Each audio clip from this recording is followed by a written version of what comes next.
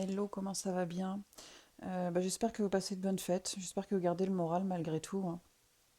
Donc là, on se retrouve pour une guidance pour les Gémeaux. Alors, j'ai pas tout de suite compris où est-ce qu'on cherchait à m'amener pour vous. Et en fait, je dois dire que c'est un petit peu particulier, donc ce sera peut-être pas une guidance qui sera très longue. Par contre, je pense que niveau émotionnel, ça risque d'être un peu lourd. Au niveau de vos énergies, avec Obvostra, on vous dit que vous semez des graines, que parfois ça peut vous paraître insignifiant, sans intérêt, mais que quand vous regardez en fait ces graines germer et porter leurs fruits, ces petites choses sans intérêt, en fait, elles prennent tout leur sens. Les efforts que vous avez fournis sont pas restés vains.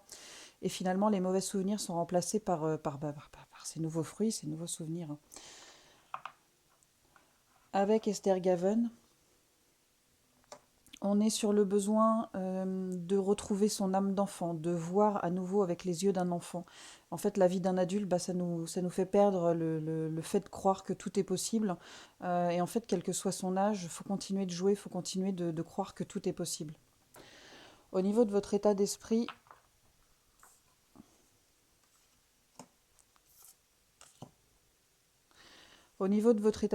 avec Volaris, on est sur l'envie de déployer ses ailes et de prendre son envol vers quelque chose de plus léger.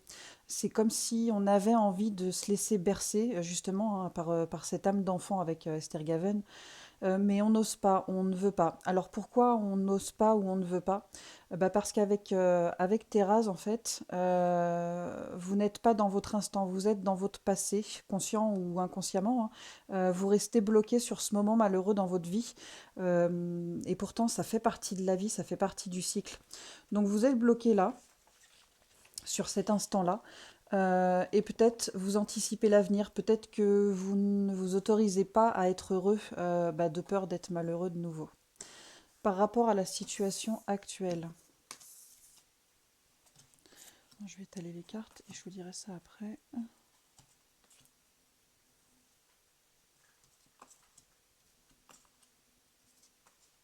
Tac. Donc là, on vous voit en colère contre une femme âgée. Donc là, c'est une femme, hein, mais ça peut être aussi un homme. Et cette colère, c'est plus une souffrance intérieure. Vous en voulez à cette personne, hein. On verra plus tard pourquoi. Mais voilà, vous lui en voulez. Avec la carte de l'ancrage, ça répond un peu à la carte Thérèse, où on vous dit d'être ancré dans cette situation. Le passé est passé et le futur non déterminé. On vous dit également d'être lucide face aux événements de la vie. Alors j'ai entendu le mot acceptance.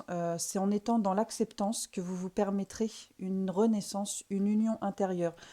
Vous serez, vous cesserez pardon d'être dans la dualité avec vous-même, hein, ce qui vous empêche de vous lâcher. Par rapport à la thématique, alors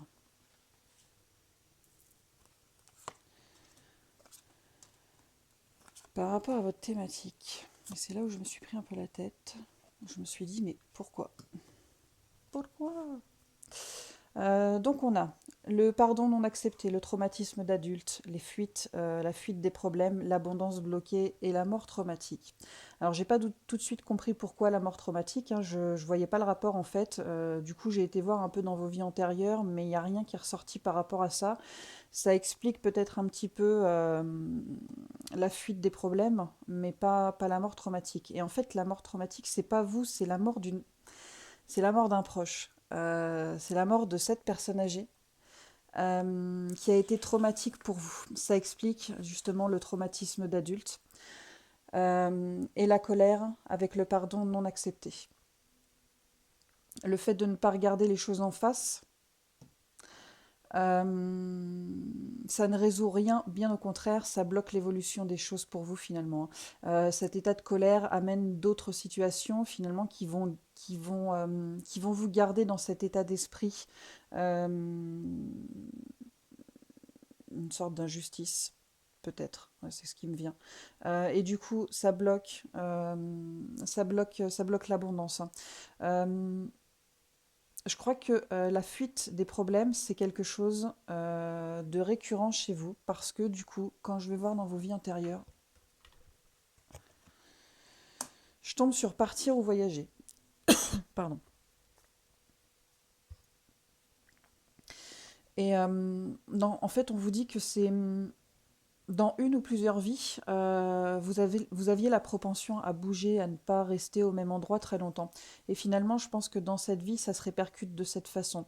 Vous partez, entre guillemets, loin de ce qui peut vous faire souffrir, au lieu d'y faire face. Alors c'est peut-être, je sais, un peu tiré par les cheveux, mais euh, c'est comme ça qu'on me le fait ressentir en fait, hein.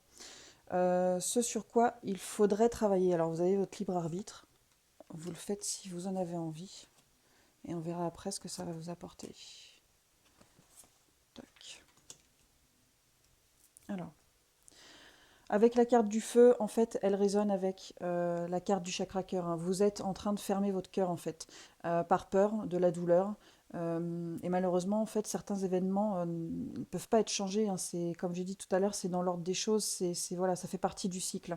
Ne vous empêchez pas d'aimer, ne vous empêchez pas de laisser parler votre âme d'enfant par peur de perdre à nouveau quelqu'un.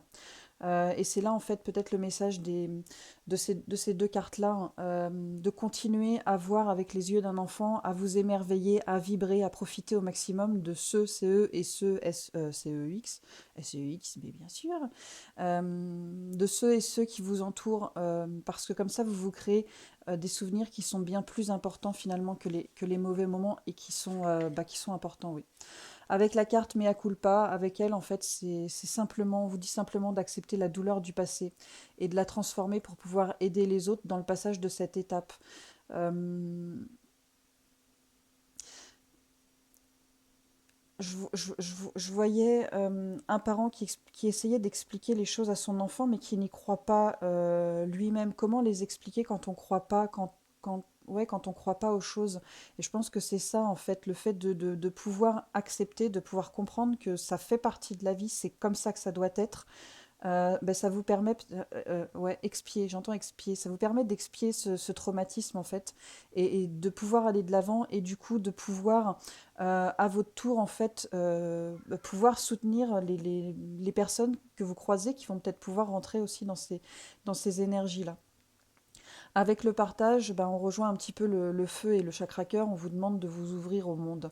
Il est temps peut-être de sortir de votre coquille parce que vous risquez de louper de beaux moments, des projets, des relations, etc. À vous de voir, hein.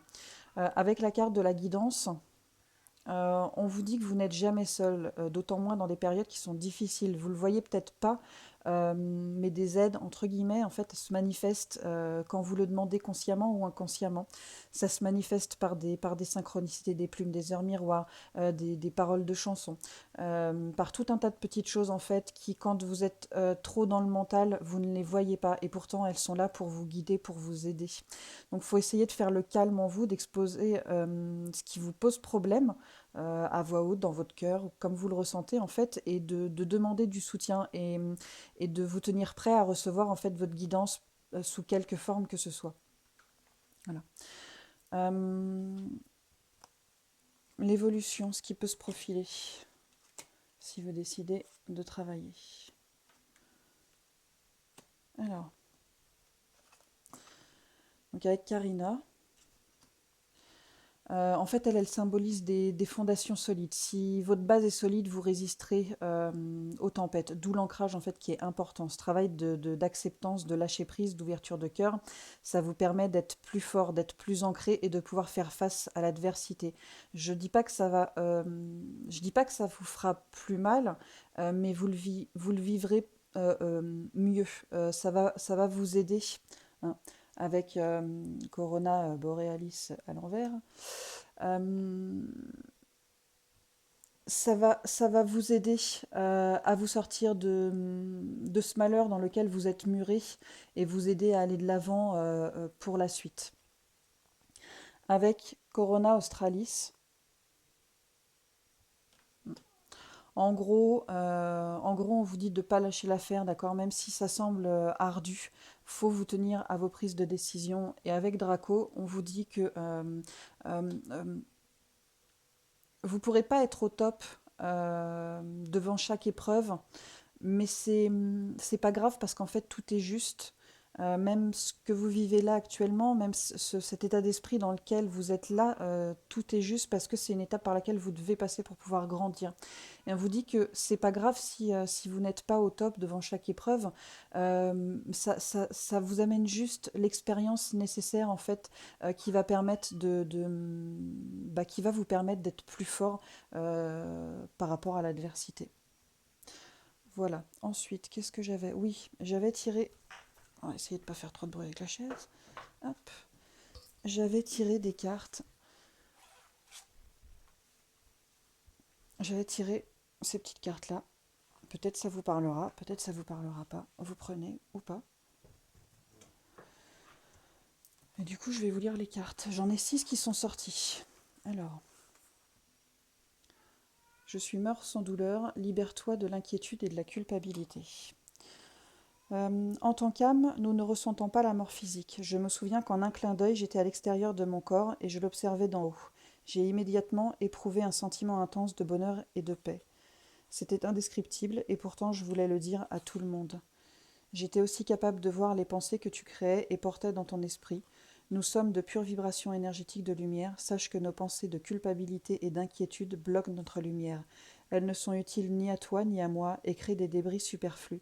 Sache que je suis heureux et que l'on ne peut pas faire de mal à une âme. Ensuite, la Terre est notre école. Nous oublions souvent pendant notre vie dans le corps physique que la Terre n'est pas notre vraie demeure. On parle beaucoup du paradis et de ce qui s'y passe. On a quand même des responsabilités, mais qui font partie de notre mission de vie. Donc ce sont des responsabilités joyeuses. C'est pour cela que tout le monde au paradis est détendu, indulgent, heureux et aimant. Nous allons sur Terre pour faire l'expérience de la vie dans un corps physique. C'est comme partir en pensionnat. Une fois qu'on a un corps physique, l'ego apparaît parce que tout le monde rivalise et lutte pour satisfaire ses exigences physiques. Mais si on arrive à s'élever au-dessus de ces énergies, on apprend à faire venir l'amour du paradis sur Terre.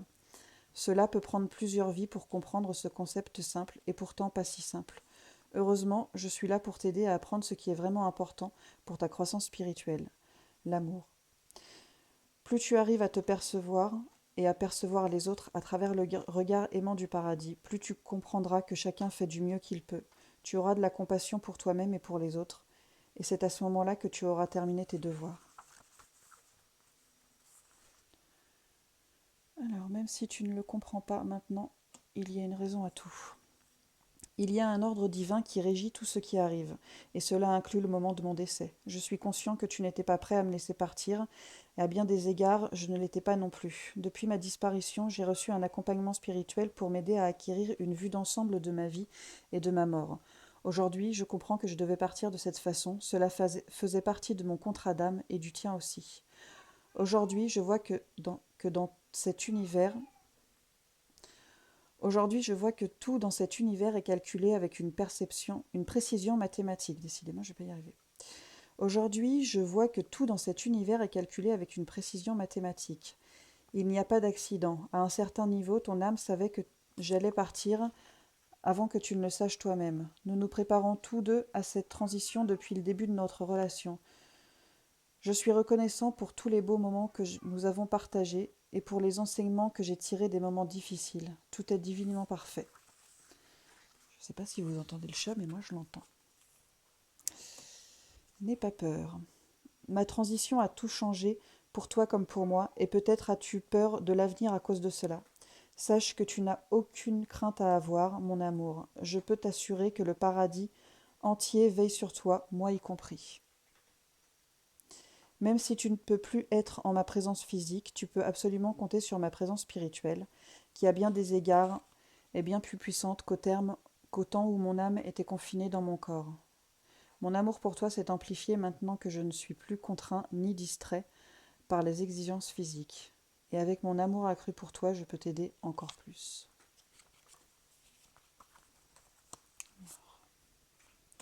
Souviens-toi de moi dans nos moments de bonheur. Je te vois te souvenir de moi le cœur lourd à cause de tes inquiétudes et de ton chagrin. Ce sont des émotions normales, belles et compréhensibles, et qui font partie de ta guérison. Mais une fois que le plus dur sera passé, je préférerais vraiment que tu te concentres sur les moments heureux que nous avons vécus plutôt que sur la triste fin. Entretiens mon souvenir en pensant à moi durant les moments joyeux, les plus joyeux, que nous avons passés ensemble. Si quelque chose réveille un souvenir agréable, fais-m'en part et sache que je t'entendrai et que je partagerai avec toi ce moment sentimental. Tu n'as pas à te sentir coupable de quoi que ce soit. Mon cœur, je te vois te torturer avec des questions du type « et si ?» sur ma vie, ma santé et ma mort. Tu te demandes si tu aurais pu intervenir pour que je sois encore avec toi dans mon corps physique.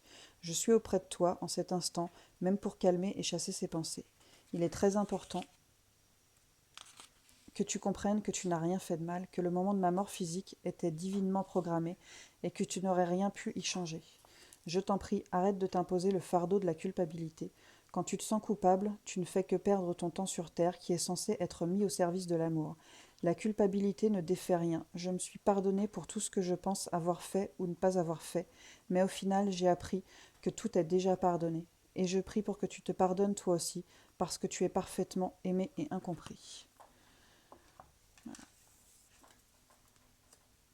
Il faut se pardonner, mais il faut pardonner aux autres. Voilà, courte vidéo, j'espère que ça vous aura éclairé, j'espère que ça vous sera utile en fait dans votre cheminement. N'hésitez pas à la faire tourner, à la partager si vous pensez que ça peut aider quelqu'un d'autre. Et je vous souhaite de bonnes fêtes de fin d'année et bien du courage. À bientôt.